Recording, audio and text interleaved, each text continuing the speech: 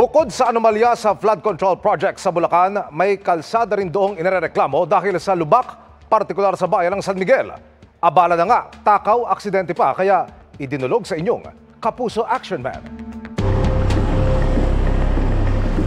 Ang pang-araw-araw na kalbaryo ng mga taga-barangay sa Lakot sa San Miguel, Bulacan. Sobrang lubak. Matagal na pong reklamo din po sa medyo malagan. Sobrang pahirap na busan. Pwedeng iwasan, pero hindi na raw kayang indahin ng mga dumaraang motorista. Lahat ng mga dumadaan dito, mga nakasingil, malubak na, nalulubak niya na ano talaga. Masakit din sa katawan eh. Sa sobrang lalaki mo, araw-araw na lang po, traffic. Ang malubak at butas-butas na daan, makailang ulit na raw naging mitya ng aksidente sa lugar. Isa ang kaibigan ni Michael sa sumemplang at nasawi dahil sa potholes noong nakaraang taon. Naipit po siya sa truck. Pagsemplang na lang po gano'n. Delikado.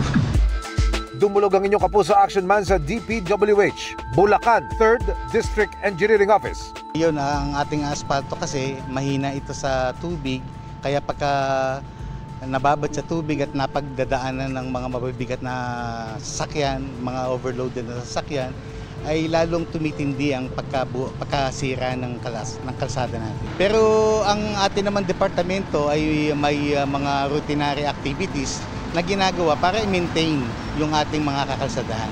Yung ating design naman ng kalsada ay nakadesign yan para i-accommodate yung mga mabibigat na naaayon sa tamang timbang nito.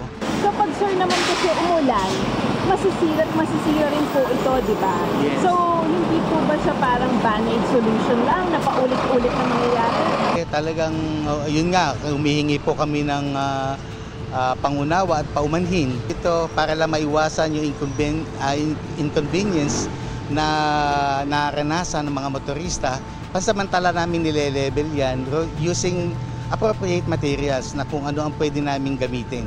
Hindi man kasama ang kalsada ng barangay sa Lakot sa itinakdang 22 preventive maintenance project ng ahensya sa San Miguel, Bulacan ngayong taon. Isa naman ito sa mga lugar na sasailalim sa pagkukumpuni. Nabigyan ng 20 million pesos na pondo para sa 2025 routinary activities ang opisina. Sa ngayon ay natapos na ang isinasagawang temporary patching sa lugar.